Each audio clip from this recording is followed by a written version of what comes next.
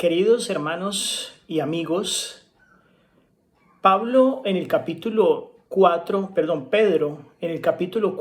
de la primera de sus cartas, nos hace unas recomendaciones muy importantes para lo que se avecina sobre este mundo.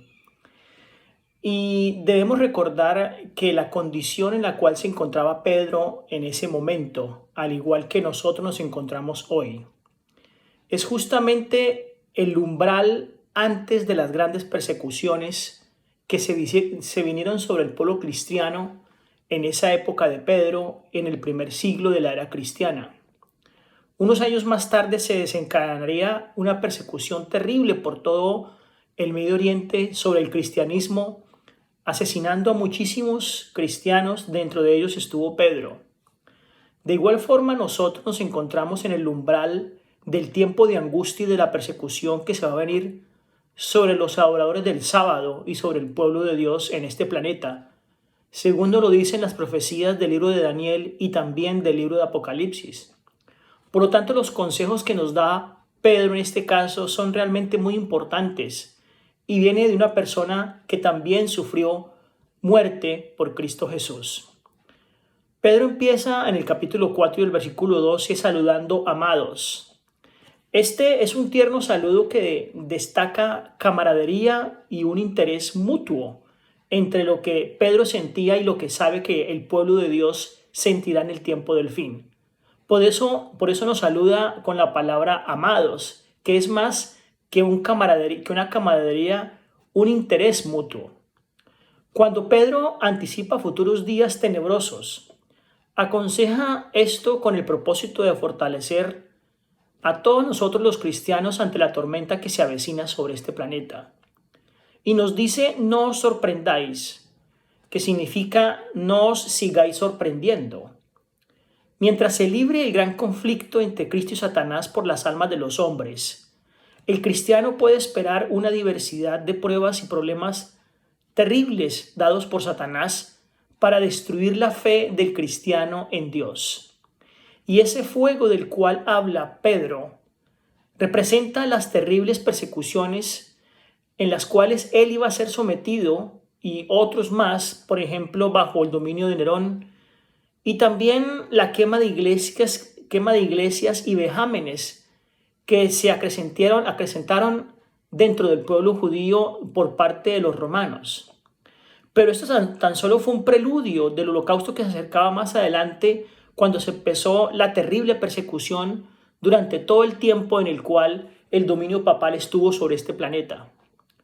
Satanás emplea todos los recursos que puede idear para destruir a la iglesia.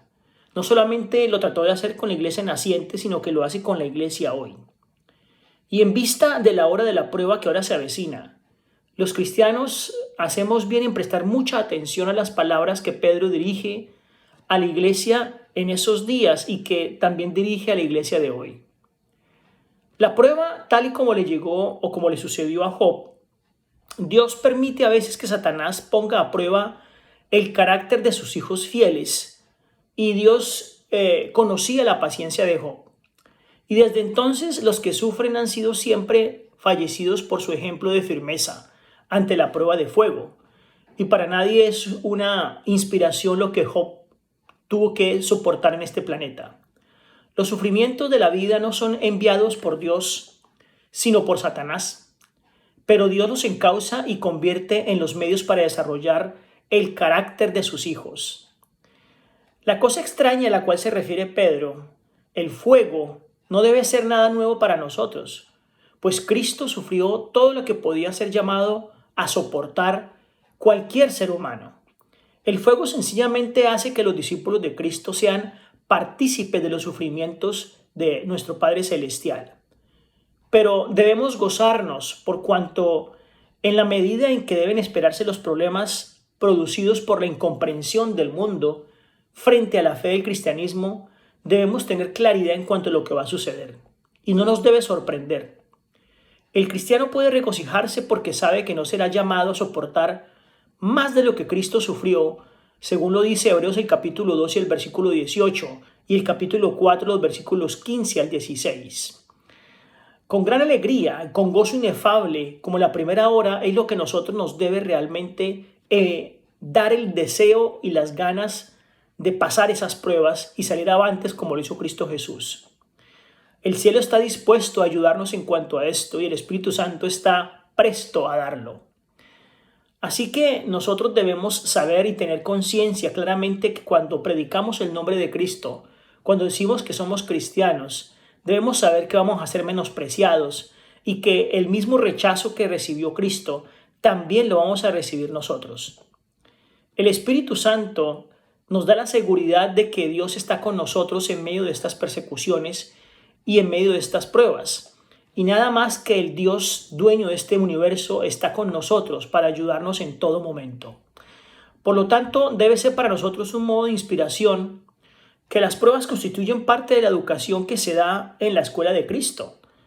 Y desde que nos hemos matriculado en la escuela de Cristo, debemos saber que debemos ser purificados como deben ser purificados los hijos de Dios y como debe sacarse la escoria terrenal de este mundo.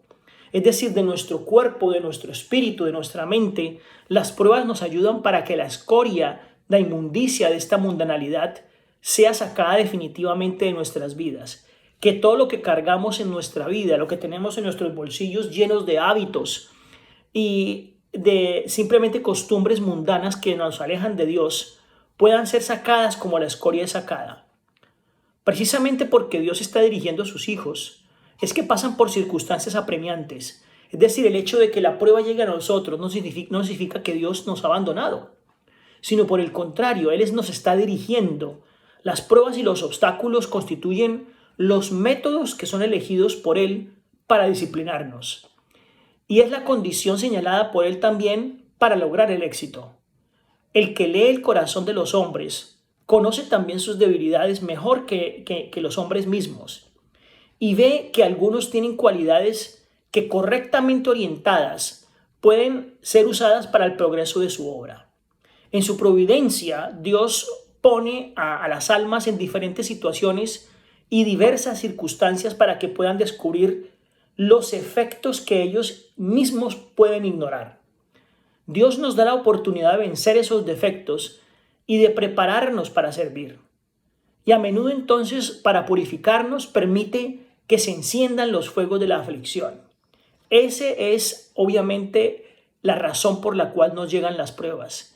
Y debemos darle gracias a Dios porque nos tiene en cuenta en sus pruebas, porque Él quiere llevarnos al cielo y quiere que estemos con Él.